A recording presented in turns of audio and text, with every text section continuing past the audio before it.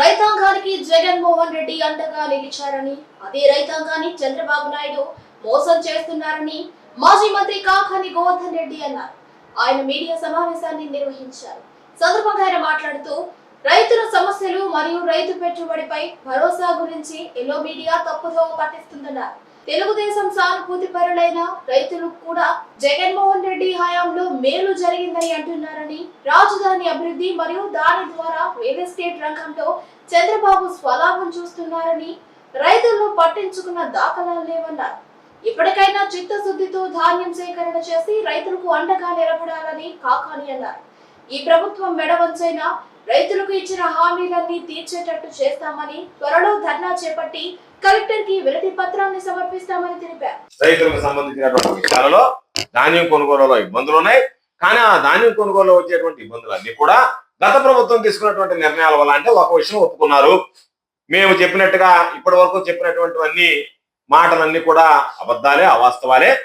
ధాన్యం కొనుగోలు విషయాల్లో ఇబ్బందులు ఉన్నాయి అనేటువంటిది ఒకటి ఈ రోజు అన్ని కూడా చెప్పడం జరిగింది. మేము అడిగేది, ఈ ప్రభుత్వానికి రైతుల విషయంలో ప్రాధాన్యత లేదు, వ్యవసాయం మీద శ్రద్ధ లేదు. ఎంతసేపటికి విపక్షాల మీద ఏ విధంగా కేసులు పెడదాం, వాళ్ళని ఏ విధంగా వేధిద్దాం, వాళ్ళని ఏ విధంగా అరెస్ట్ చేద్దాం, వాళ్ళని ఏ విధంగా జైలు పాలకు పంపిద్దాం అనేటువంటి ఆలోచనతో ప్రజా సమస్యలన్నిటిని గాలికి వదిలేసింది.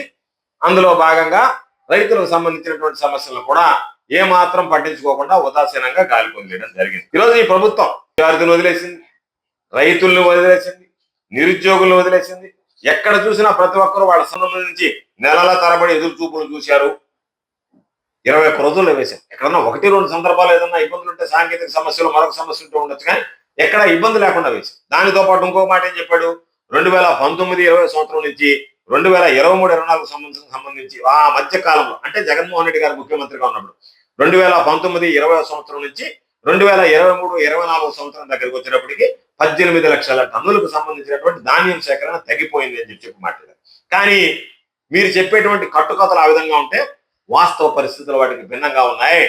మీరు చెప్పే వాస్తవాలు కాదు, అభూత కల్పనలు, కట్టుకథలు అని చెప్పి చెప్పడానికి మా దగ్గర అన్ని రకాలైనటువంటి ఆధారాలు ఉన్నాయి. ఎందుకంటే ఈరోజు 2014 నుంచి 2019 వరకు టీడీపీ ప్రభుత్వం ఉన్నప్పుడు ఏ విధంగా విధానాలు ఉన్నాయి, 2019 నుంచి 2024కి వైఎస్ఆర్ కాంగ్రెస్ పార్టీ ప్రభుత్వం వచ్చిన తర్వాత వాటి మధ్య వ్యత్యాసం పోల్చి చూస్తే, పంటల సాగు దగ్గర నుంచి, ఉత్పత్తి దగ్గర నుంచి, ధాన్యం సేకరణ దగ్గర నుంచి, ధాన్యం సేకరణలో చెల్లింపు దగ్గర నుంచి అన్ని విషయాల్లో కూడా గణనీయమైన మార్పులు తీసుకొచ్చి అభివృద్ధి నమోదైన తప్ప ఎక్కడా కూడా తగ్గుదల అనేటువంటిది లేనటువంటి సందర్భం. ఉత్పత్తిలో కానీ, ధాన్యాలకు సంబంధించినటువంటి ధాన్యం ఉత్పత్తి కానీ, అదేవిధంగా పంటల్లో పండించినటువంటి ధాన్యానికి సంబంధించినటువంటి ధాన్యం సేకరణ విషయంలో ఎక్కడా కూడా ఈరోజు మీరు ఏ రోజైతే ప్రథమంగా ఈ క్రాప్ విధానానికి స్వస్తి పలికారో, ఈ క్రాప్ విధానానికి మంగళం పలికారో, రైతులు గొంతు నిలుమి వేసేటువంటి కార్యక్రమానికి మీరు ప్రారంభించారు, శ్రీకారం చుట్టారు అనేటువంటిది స్పష్టంగా అర్థమవుతుంది. ఒక్కసారి చూద్దాం, 2014-2019 మధ్య గణాంకాలు చూద్దాం. ధాన్యం సేకరణకు సంబంధించినటువంటి చెల్లింపులకు సంబంధించి 2019 నుంచి 2024 మధ్య వరకు జరిగినటువంటి ధాన్యం సేకరణ విషయాలు ఒక్కసారి చూస్తే 2019 నుంచి 2023 వరకు, అంటే తెలుగుదేశం ప్రభుత్వంలో చంద్రబాబు నాయుడు ముఖ్యమంత్రిగా ఉన్నప్పుడు మీరు 37,70,000 మంది రైతుల దగ్గర నుంచి ధాన్యం సేకరణ చేశారు. ఎంత చేశారు?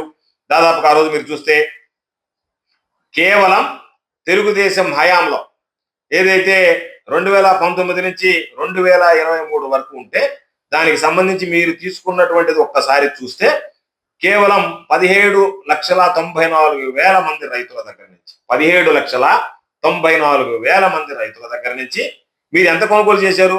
2,65,00,000 టన్నుల ధాన్యం. 2019-2023లో తెలుగుదేశం ప్రభుత్వం అధికారంలో ఉన్నప్పుడు 17,94,000 మంది రైతుల దగ్గర నుంచి 2,65,00,000 టన్నుల ధాన్యాన్ని 40,236 కోట్ల రూపాయలు ఇచ్చి సేకరించడం జరిగింది. ఇది మీ దగ్గర ఉన్నటువంటిది. ఇది మేము చెప్పేదో మరొకరు చెప్పేదో కాదు, ఇది రికార్డ్. ఈ రోజు మీరు వెళ్ళి వెరిఫై చేసినా కూడా 2014-2019 మధ్య ఎంత ధాన్యం సేకరించామో ఆ రోజు ప్రభుత్వంలో, తెలుగుదేశం ప్రభుత్వంలో అంటే ఖచ్చితంగా ఉండేది. 2014 నుంచి 2019 వరకు తెలుగుదేశం పరిపాలనలో 17,94,000 మంది రైతుల దగ్గర నుంచి 2,65,000 కోట్ల రూపాయల ధాన్యాన్ని, 2,60,00,000 టన్నుల ధాన్యాన్ని 40,236 కోట్ల రూపాయలతో సేకరించారు. 2019లో వైఎస్ఆర్ కాంగ్రెస్ పార్టీ ప్రభుత్వం వచ్చింది. 2019 నుంచి 2023 వరకు వైఎస్ఆర్ కాంగ్రెస్ పార్టీ ప్రభుత్వంలో ఏదైతే మీరు 2014 నుంచి 2019 వరకు 17,94,000 మంది రైతుల దగ్గర ఉంటే 2019 నుంచి 2023 వైఎస్ఆర్ కాంగ్రెస్ పార్టీ ప్రభుత్వంలో 37,70,000 మంది రైతుల దగ్గర నుంచి సేకరించాం. మీరు కేవలం 17,94,000 మంది రైతుల దగ్గర సేకరిస్తే మా ప్రభుత్వంలో 37,70,000 మంది రైతుల దగ్గర నుంచి సేకరించాం. ఎంత సేకరించాం? మీ ప్రభుత్వంలో 2014-2019 మధ్య 2,65,00,000 టన్నులు మీరు సేకరిస్తే మేము 3,40,24,000 టన్నుల ధాన్యాన్ని కోట్ల రూపాయలకి ఆ రోజు ధాన్యాలు కొనుగోలు చేస్తే 65,255 కోట్ల రూపాయలకి ఈరోజు జగన్మోహన్ రెడ్డి గారి ప్రభుత్వం, వైఎస్ఆర్ కాంగ్రెస్ పార్టీ ప్రభుత్వం కొనుగోలు చేయడం జరిగింది. కాబట్టి 2014-2019 మధ్య ఎన్ని లావాదేవీలు జరిగాయి, ఆ తర్వాత ఎంత లావాదేవీలు జరిగాయి, ఎంత గణనీయంగా సేకరణ జరిగింది, ఎంత ఎక్కువ డబ్బులు ఇచ్చారనేటువంటిది ప్రత్యేకంగా చెప్పాల్సినటువంటి అవసరం ఉంది. ఇది ఈ రెండు ప్రభుత్వాల మధ్య ఉన్నటువంటి స్పష్టమైనటువంటి తేడా. కాబట్టి అనుకూల మీడియా కూడా, తెలుగుదేశం అనుకూల మీడియా కూడా చెప్పేది 2014-2019 మధ్య కేవలం 17,94,000 మంది రైతుల దగ్గర సేకరిస్తే వైఎస్ఆర్ కాంగ్రెస్ పార్టీ ప్రభుత్వం 2019-2023 మధ్య 37,70,000 మంది రైతుల దగ్గర సేకరించింది. మీరు కేవలం 2,65,000 టన్నులు మీరు సేకరిస్తే ఈ ప్రభుత్వం 3,40,00,000 టన్నులు ధాన్యం సేకరించింది. మీరు కేవలం 40,236 కోట్ల రూపాయలు రైతులకు సంబంధించినటువంటి ఖర్చు పెడితే ధాన్యం సేకరణ కోసం 65,255 కోట్ల రూపాయలు వైఎస్ఆర్ కాంగ్రెస్ పార్టీ ప్రభుత్వం ఖర్చు పెట్టింది. ఇది ఈ రెండు ప్రభుత్వాల మధ్య ఉన్నటువంటి స్పష్టమైనటువంటి తేడా. కాబట్టి ఈరోజు రైతులకు సంబంధించినటువంటి ఆ రోజు రైతు భరోసా కేంద్రాలు ఉంటాయి. రైతు భరోసా కేంద్రాల దగ్గర నుంచి నేరుగా జిఎల్టీ విధానం, గన్నీ బ్యాగ్స్ కానీ, లేబర్ కానీ, ట్రాన్స్పోర్ట్ కానీ ఎక్కడ ఎవరికి ఇబ్బంది పడకుండా శాంపిల్ సేకరించడం కానీ, గన్నీ బ్యాగులు ఇవ్వడం కానీ, హమాలీలు కానీ, రవాణా వాహనాలు ఏర్పాటు చేయడం కానీ, ఇవన్నీ కూడా ఒక పద్ధతిగా, ఒక ప్రణాళికాబద్ధంగా తయారు చేసాం తప్ప మీలాగా ఎట్టంటే చేయలేదు. పంట నష్టానికి వస్తే ఆ బీమాని ఎత్తేసారు మీరు. ఈరోజు జగన్మోహన్ రెడ్డి గారు ఉచిత పంటల బీమా ఇచ్చాడు. ఉచిత పంటల బీమా అంటే బహుశా చంద్రబాబు నాయుడు తెలుసో తెలీదో, ఒక వంతు కేంద్ర ప్రభుత్వం భరిస్తే, ఒక వంతు రాష్ట్ర ప్రభుత్వం భరిస్తే, ఒక వంతు రైతు భరించాలి. కాబట్టి ఆ రైతు భరించాల్సినటువంటి అవసరమే లేకుండా ఈ క్రాపింగ్ అయిపోయిందంటే ఆ పంటకు సంబంధించినటువంటి రైతు చెల్లించాల్సినటువంటి మొత్తాన్ని రాష్ట్ర ప్రభుత్వమే చెల్లించేది. కాబట్టి రాష్ట్ర ప్రభుత్వ వాటా, రైతు వాటా చెల్లించి కేంద్ర ప్రభుత్వానికి సంబంధించినటువంటి ప్రధానమంత్రి ఫసల్ బీమా యోజనలో ఒక వాటా కేంద్ర ప్రభుత్వం ఇచ్చేది. కొద్ది రోజుల తర్వాత జగన్మోహన్ రెడ్డి గారు తీసుకున్నటువంటి యూనివర్సలైజేషన్ ఏదైతే ఉందో, అన్ని పంటలకి అన్ని దగ్గరలా కొంతమందికే ఇస్తాం, మేము వాటికి సంబంధించినటువంటి దాంట్లో ఫారెస్ట్ రైట్స్ కింద చేసుకున్నటువంటి వాళ్ళు ఉండొచ్చు, ఎండోమెంట్ దగ్గర ఉండేటువంటి వాళ్ళు ఉండొచ్చు, కౌలు రైతులకు సంబంధించి ఉండొచ్చు, వాళ్ళందరికీ మాత్రం మేము ఇవ్వము. ప్రధానమంత్రి ఫసల్ బీమా యోజనలో మాకు కొన్ని నియమ నిబంధనలు ఉన్నాయంటే ఈ దేశంలోనే మొట్టమొదటిగా మీరు ప్రధానమంత్రి ఫసల్ బీమా యోజనలో ప్రతి రైతుకి కనుక మీరు పంట రక్షణ, బీమా రక్షణ కల్పించకపోతే మేము బయటకు ఎదురుతామని చెప్పి రైతులకు సంబంధించినటువంటి వాటా, రాష్ట్ర ప్రభుత్వానికి సంబంధించినటువంటి వాటా, కేంద్ర ప్రభుత్వానికి సంబంధించినటువంటి వాటా మొత్తం 100% ఆ ప్రీమియం భరించినటువంటి ఏకైక రాష్ట్రం ఈ దేశంలో ఆంధ్ర రాష్ట్రం. జగన్మోహన్ రెడ్డి గారు ముఖ్యమంత్రిగా ఉన్నప్పుడు తీసుకున్నటువంటి నిర్ణయం. దానికి మంగళం పాడి ఈరోజు ఎవడన్నా రైతు బీమా కడితే దానికి మ్యాచింగ్ మేము ఇస్తాము రాష్ట్ర ప్రభుత్వానికి సంబంధించి అని చెప్పి ఈరోజు రైతులకు సంబంధించి బీమా విధానంలో ఈరోజు మోసం చేశారు. తుఫాన్ వచ్చింది, వరదలు వచ్చాయి. ఎక్కడన్నా ధాన్యం సేకరణకు సంబంధించి వ్యవసాయ శాఖ మంత్రి కానీ, పౌర సరఫరాల శాఖ మంత్రి కానీ ఒక్క సమీక్ష నిర్వహించి ఎంత తడిసినటువంటి ధాన్యం ఉంది, ధాన్యం తడవకుండా ఎటువంటి చర్యలు తీసుకోవాలి, ధాన్యం తడిసిన తర్వాత ఎటువంటి చర్యలు తీసుకోవాలనేటువంటి ఒక్క సమీక్ష కూడా మీరు నిర్వహించినటువంటి దాఖలాలు లేదు. దాన్ని బట్టే మీకు ఎంత చిత్తశుద్ధి ఉంది అనేటువంటిది స్పష్టంగా అర్థమైపోతుంది. కూటమి ప్రభుత్వంలో దాదాపుగా బస్తాకి 1,720 రూపాయలు కూడా ధర రానటువంటి దారుణమైనటువంటి పరిస్థితులు ఈ రోజు నెలకొన్నారు. అంటే లోపం మీ దగ్గర ఉంటే మీరు కొనలేక, కొనకూడదు అనుకొని దానికి సంబంధించినటువంటి చెల్లింపులు చేయలేము, చేయకూడదు అనేటువంటి ఆలోచనతో మీ ప్రియారిటీస్ వేరున్నాయి. మీ ప్రియారిటీస్ ఏంటి? మీ స్వార్థ ప్రయోజనం. ఏదన్నా ఉంటే రాజధాని అమరావతిని అభివృద్ధి చేసుకోవాలా, 15,000 కోట్లు 16,000 కోట్లు అక్కడ పెట్టుకోవాలి, ఇంకొక 15,000 కోట్ల రూపాయలు తీసుకొచ్చి అక్కడ అభివృద్ధి చేసుకోవాలా, దాని చుట్టూ ఉన్నటువంటి నా రియల్ ఎస్టేట్ రంగం బ్రహ్మాండంగా ఉండాలి, దాని ద్వారా నేను సొంతంగా డబ్బులు సంపాదించుకోవాలనేటువంటి ఆలోచన తప్ప రైతుల సంక్షేమాన్ని గురించి కానీ, రైతుల అభ్యున్నతుల గురించి కానీ చంద్రబాబు నాయుడు ఏ రోజు పట్టించుకున్నటువంటి దాఖలాలు లేవు. ఈ రోజు కూడా చంద్రబాబు నాయుడు అదే విధంగా ప్రవర్తించేటువంటి పరిస్థితి ఏర్పడింది. మీరు ఉద్యోగుల గురించి ఎందుకు మాట్లాడతారు? మీకు చిత్తశుద్ధి లేనప్పుడు ఉద్యోగులకు చిత్తశుద్ధి ఉండాలని చెప్పి ఎందుకు కోరుకుంటారు? యథా రాజా తదా ఉద్యోగి అన్నట్టుగా ప్రభుత్వం తీసుకునేటువంటి నిర్ణయాలు ఏ విధంగా ఉంటాయో, ప్రభుత్వం యొక్క ఆలోచన విధానం ఏ విధంగా ఉంటుందో దాని ప్రకారం ఉద్యోగులు పనిచేస్తారు తప్ప మీకు భిన్నంగా ఉద్యోగులు పనిచేయరు. ఒకవేళ మీకు భిన్నంగా ఉద్యోగులు పనిచేసినా మిమ్మల్ని వాళ్ళు అక్కడ పని చేయించేటువంటి పరిస్థితి మీకు ఉండదు, వాళ్ళని పని చేయలేరు మీరు. కాబట్టి మా హయాంలో ఇదే అధికారులు పనిచేశారు, మీ హయాంలో ఇదే అధికారులు పనిచేస్తున్నారు. మా హయాంలో అధికారులకి మా ప్రియారిటీస్ చెప్పాం, మా ప్రాధాన్యత చెప్పాం. రైతులకు సంబంధించి ఇటువంటి నిర్ణయాలు తీసుకోవాలన్నాడు ముఖ్యమంత్రి గారు. సమీక్ష నిర్వహించారు ముఖ్యమంత్రి గారు, దిశానిర్దేశం చేశాడు జగన్మోహన్ రెడ్డి గారు ఆ రోజు ముఖ్యమంత్రిగా. కాబట్టి ముఖ్యమంత్రిగా జగన్మోహన్ రెడ్డి గారికి రైతుల పట్ల ఎంత చిత్తశుద్ధి ఉంది అనేటువంటిది ఉద్యోగులు గమనించారు కాబట్టి, గుర్తించారు కాబట్టి, గ్రహించారు కాబట్టి రైతుల పట్ల అదే విధంగా ఆనాటి ఉద్యోగులు పనిచేశారు. ఈ రోజు మీకు రైతుల మీద చిత్తశుద్ధి లేదు కాబట్టి రైతులు అధపాతాళానికి వెళ్ళిపోతున్నా మీరు వాళ్ళ గురించి పట్టించుకోలేదానికి, కానీ రైతులకు పాపం అధపాతాళానికి పోతున్నారే, ఏదైనా విధానంలో పొరపాటు ఉంటే వాళ్ళని అడ్డుకొట్ట వేసి మనం ఆదుకోవాలనేటువంటి ఆలోచన మీకు లేదు కాబట్టి, మీరు పట్టించుకోవడం లేదు కాబట్టి ఉద్యోగులు కూడా మిమ్మల్ని వదిలేయడం జరిగింది. మీకు శ్రద్ధ ఎక్కడుంది? రైతుల మీద ఎక్కడ శ్రద్ధ ఉంది మీకు? మీరు ఒక్కొక్క నెల ఒక్కొక్క సమస్య తీసుకోవడం, వ్యక్తిత్వ హననాలకు పాల్పడడం, ఈ రోజు ఈ సమస్య, రేపు ఇంకొక సమస్య, రేపు ఇంకొక సమస్య. దాని ద్వారా రైతులకు సంబంధించి కానీ ప్రజలకు సంబంధించి కానీ వాళ్ళ దృష్టి మరలించి సంక్షేమ కార్యక్రమాలు కానీ సమస్యల పరిష్కారానికి కానీ ఎక్కడ కూడా అవకాశం లేకుండా మీరు ఏ రోజుకు ఆ రోజు తప్పించుకుంటూ కాలయాపన చేస్తూ వెళ్ళేటువంటి దానిలో భాగంగానే ఈరోజు రైతుల్ని, వ్యవసాయాన్ని కూడా హననం చేసేటువంటి కార్యక్రమం, నిర్లక్ష్యంగా వ్యవహరించేటువంటి కార్యక్రమానికి మీరు శ్రీకారం చుట్టడం జరిగింది. ఈరోజు మద్దతు ధర రావడం లేదు అంటే దానికి ఎవరి మీద వైఫల్యాలు ఇచ్చి మీ అనుకూల మీడియా మీద కథలు రాయించుకున్నంత మాత్రాన్నే మీరు చేసినటువంటి తప్పులు, మీరు చేసేటువంటి పాపాలు తొలగిపోవు. రైతులు మిమ్మల్ని క్షమించరు. రైతులు మీరు చెప్పిందల్లా వింటారు అనుకుంటే అంతకన్నా పొరపాటు ఇంకోటి ఉండదు. జగన్మోహన్ రెడ్డి గారి హయాంలో పంట వేసిన వెంటనే ఈ క్రాపింగ్ చేశాం. ఏ పంట వేశారో నమోదు చేశాం. దాని ప్రకారం దానికి సంబంధించినటువంటి ఆర్బికేల ద్వారా కొనుగోలు ప్రక్రియ చేశాం.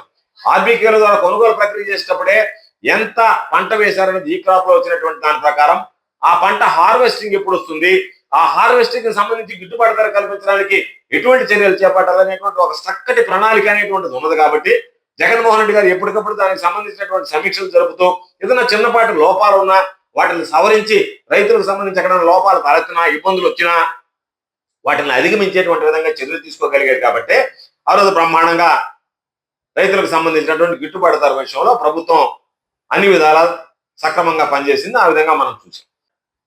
నాకు 45 ఏళ్ళ అనుభవం, నాకు ఐటీకి సంబంధించినటువంటి నీ 45 అనుభవం ఏమైంది, నీ ఐటీ ఏమైంది, నీ రియల్ టైం గవర్నెన్స్ ఏమైంది, డీప్ టెక్ ఏమైంది? కారణం ఏమిటంటే ఎవరికైతే రైతుల పట్ల చిత్తశుద్ధి ఉంది. జగన్మోహన్ రెడ్డి గారు అనేక సందర్భాల్లో సమీక్షలు నిర్వహించాడే. ఎక్కడన్నా రైతులకు సంబంధించినటువంటి ఇబ్బందులు ఉన్నాయనంటే ఆ ఇబ్బందులను అధిగమించేటువంటి ప్రయత్నం చేశాడే, చేసి రైతులకు అండగా నిలిచాడే. కారణం జగన్మోహన్ రెడ్డి గారు పనిమంతుడు. పని చేసినటువంటి ముఖ్యమంత్రి నాటి జగన్మోహన్ రెడ్డి గారు అయితే ప్రెస్ మీట్లు ముఖ్యమంత్రి ఈనాటి చంద్రబాబు నాయుడు ఏమీ పని చేయకుండానే ప్రెస్ మీట్ లో ఆహా ఓహో బ్రహ్మాండంగా నేను పని చేస్తున్నానని చెప్పి తన భుజాన్ని తన తట్టుకునేటువంటి ముఖ్యమంత్రి గారు. ఆ రోజు ఏదైనా చిన్న చిన్న విషయాలు వస్తే రైతులకు అన్ని విషయాలు, ఇన్పుట్ సబ్సిడీ దగ్గర నుంచి క్రాప్ ఇన్సూరెన్స్ దగ్గర నుంచి ప్రతి విషయంలో కూడా జగన్మోహన్ రెడ్డి గారు అండగా నిలిచాడు. ఈరోజు చంద్రబాబు నాయుడు గారు రైతులు ఏ విధంగా మోసం చేయాలో, వంచాలనేటువంటి ఆలోచన చేస్తున్నాడు తప్ప రైతాంగానికి అండగా నిలవాలనేటువంటి ఆలోచన చేసేటువంటి నేపథ్యం కనిపించడం లేదు. ఏ విధంగా ఎక్కడన్నా చిన్నపాటి సమస్యలు వచ్చినా, వర్షాలు వచ్చినా, వరదలు వచ్చినా రైతులకు సంబంధించి ప్రతి విషయంలో కూడా రైతులను ఆదుకోవాలనేటువంటి ఆలోచన చేసినటువంటి వ్యక్తి జగన్మోహన్ రెడ్డి గారు అయితే చంద్రబాబు నాయుడు గారి పరిపాలనలో రైతులు అధోగతి పాలయ్యేటువంటి పరిస్థితి, ప్రమాదం ఏర్పడింది. కాబట్టి ఈయన చెప్పాడు, నాదిన మనోహర్ గారు చెప్పారు, సినీ నటుడు పెట్టినటువంటి పార్టీ కదా, ఆ పార్టీలో ఉన్నాడు కదా, అందుకని మీరు ఎవరన్నా హాయ్ అని చెప్పి పంపిస్తే ఆ హాయ్ అని వచ్చిన వెంటనే రైతుల దగ్గర ధాన్యం కొనుగోలు చేస్తానన్నారు. ఒక హాయ్ కాదు మనోహర్ గారు, హాయ్ హాయ్ హాయ్ హాయ్ అని పెట్టుకుంటా ఉన్నారు తప్ప ఎక్కడ కూడా రైతులకు సంబంధించినటువంటి ధాన్యం కొనుగోలు చేసినటువంటి దాఖలాలు లేవు. కాబట్టి పాపం చివరికి రైతులు విధి లేక నష్టపోతూ రోడ్డుకి తమ ఆవేదనని వ్యక్తం చేసుకోవాల్సినటువంటి దురదృష్టకరమైనటువంటి పరిస్థితులు ఏర్పడ్డాయి. కాబట్టి ఈరోజు జగన్మోహన్ రెడ్డి గారి హయాంలో చేసినట్టుగా మీ ఊరికే సొల్లు కబుర్లు చెప్పదు, జరగనటువంటి విషయాలు జరిగినట్టుగా మీరు ప్రజలకు చిత్రీకరించేటువంటి ప్రయత్నం చేయదు. జగన్మోహన్ రెడ్డి గారి హయాంలో ధాన్యం కొనుగోలుకు సంబంధించి అత్యంత పారదర్శకంగా జరిగిందనేటువంటి ఈరోజు మేము చెప్పడం కాదు, తెలుగుదేశం పార్టీ సానుభూతి పరులైనటువంటి రైతులు కూడా జగన్మోహన్ రెడ్డి గారి హయాంలో గిట్టుబాటు ధర జరిగింది, జగన్మోహన్ రెడ్డి గారి విధానంలో ధాన్యం సేకరణ విధానాలు బాగున్నాయని చెప్పి మాట్లాడుకునేటువంటి పరిస్థితి ఏర్పడింది. ఎందుకంటే ఈరోజు ఎందుకు ఈ మాట చెప్తున్నామంటే జగన్మోహన్ రెడ్డి గారు ముఖ్యమంత్రిగా ఉన్నప్పుడు బస్తాకు సంబంధించినటువంటి ధాన్యానికి నిర్ధారించినటువంటి రేటు కన్నా కూడా అదనంగా 250 రూపాయలు అదనంగా వచ్చినటువంటి సందర్భాలు ఉన్నాయి. ఈరోజు మీ హయాంలో ధాన్యానికి సంబంధించినటువంటి గిట్టుబాటు ధర ఎంత తగ్గిపోయిందంటే పాపం రైతుల కష్టాన్ని మధ్యవర్తులు, దళారులు కలిసి ఈరోజు భోంచేస్తున్నారు తప్ప ఆ రైతు 6 కాలం శ్రమించినటువంటి అన్నదాతకి ఈరోజు కనీసం ఖర్చులు కూడా వచ్చేటువంటి పరిస్థితులు లేకుండా మీరు హృదయ విదారకంగా వాళ్ళ పరిస్థితి తయారవుతుంటే మీరు ఏమాత్రం కూడా హృదయం లేనటువంటి వ్యక్తుల్లాగా ఈరోజు ప్రవర్తిస్తూ దాన్ని ఇతరుల మీదకి ఆ నెపం నెట్టడానికి ప్రయత్నం చేస్తే మిమ్మల్ని ఈ రాష్ట్ర రైతాంగం క్షమించదు అనేటువంటి విషయాన్ని ఈ సందర్భంగా తెలియజేస్తున్నాను. ఇన్ని సభల్లో చెప్పాడో, ఎంత ఘనంగా చెప్పాడో, ప్రభుత్వం అధికారంలోకి వచ్చిన వెంటనే ఏదైతే 15,000 రూపాయలు జగన్మోహన్ రెడ్డి గారు 13,500 రూపాయలు ఇస్తున్నాడో దానికి సంబంధించినటువంటి రైతు భరోసా ఏదైతే ఉందో దానిని 15,000 రూపాయల నుంచి 20,000 రూపాయలు ఇస్తామని చెప్పాడు. రైతుకు పెట్టుబడి, రైతుకు భరోసాగా ఇస్తున్నటువంటి 15,000 రూపాయలు ఏదైతే ఉందో, ఆ 13,500 రూపాయలు ఏదైతే ఉందో దానిని నేను 15,000 రూపాయలకి పెంచుతాను అని చెప్పి 20,000 రూపాయలు ప్రతి సంవత్సరం 5 సంవత్సరాల్లో 1,00,000 రూపాయలు ఇస్తానని చెప్పి మాట్లాడడం జరిగింది. ఈరోజు చంద్రబాబు నాయుడు చెప్పినట్టుగా గతంలో ఇచ్చినటువంటి 13,500ని 20,000కి నేను మారుస్తానని చెప్పి పెట్టుబడి సాయం చెప్పినటువంటి మాట ఎక్కడన్నా నిలబెట్టుకున్నటువంటి నేపథ్యం ఉందా అంటే ఎక్కడా పరిస్థితి లేదు. ఎక్కడా దాని గురించి మాట్లాడటం లేదు. ఖరీఫ్ సీజన్ ప్రారంభమైంది, పూర్తి అయిపోయింది, కోతలు వచ్చే రబీ సీజన్ ప్రారంభమైనటువంటి పరిస్థితి ఏర్పడింది. అయినా సరే పెట్టుబడి సాయం నుంచి ఎక్కడ ఒక్క మాట కూడా మాట్లాడేటువంటి పరిస్థితి లేదు. కాబట్టి వచ్చిన వెంటనే ఇస్తానని చెప్పి రైతులకు ఇస్తానన్నటువంటి ప్రతి సంవత్సరం 20,000 ఏదైతే ఉందో ఆయన పెట్టుకున్నటువంటి పేరు అన్నదాత సుఖీభవ అని చెప్పి పెట్టుకున్నాడు. చంద్రబాబు సుఖీభవ అన్నట్టుగా ఉంది తప్ప ఈ 6 నెలల్లో అన్నదాత సుఖీభవ అనేటువంటి విషయాన్ని ఎక్కడ కూడా పట్టించుకున్నటువంటి నేపథ్యం లేదు. కాబట్టి ఈరోజు వాళ్ళని మొదటి అడుగులోనే రైతులకు సంబంధించి ఇస్తామన్నటువంటి పెట్టుబడి సాయం ఏదైతే సంవత్సరానికి 20,000 చొప్పున 5 సంవత్సరాలు ఇస్తానని చెప్పాడో వచ్చిన వెంటనే రైతులకు సంబంధించినటువంటి ఆ పెట్టుబడి సాయం విషయంలో మోసం చేసి మొండి చేయి చూపించి రైతులను మొట్టమొదటగా వంచనతోనే తన పరిపాలన ప్రారంభించాడు. ఈ రోజు మరలా ధాన్యం సేకరణ విషయానికి వచ్చినప్పటికీ పూర్తిగా ఈ ప్రభుత్వం వైఫల్యం చెందింది. అయితే దానికి సంబంధించి ఇది వైఫల్యం చెందింది అని చెప్పి గమనించిన తర్వాత కూడా ఎల్లో మీడియా చంద్రబాబు నాయుడిని, కూటమి ప్రభుత్వానికి సంబంధించి రక్షించేటువంటి ప్రయత్నం చేస్తుంది తప్ప వాస్తవాలను ప్రజల ముందు చెప్పడానికి, వాస్తవాన్ని వక్రీకరించేటువంటి విధంగా ప్రయత్నం చేస్తుంది తప్ప వాస్తవాలను ప్రజల ముందుకు పెట్టేటువంటి పరిస్థితి, పారదర్శకంగా జరిగినటువంటి యథార్థాలను వివరించేటువంటి పరిస్థితిలో ఈరోజు ఎల్లో మీడియా లేకపోవడం దురదృష్టకరమైనటువంటి విషయం.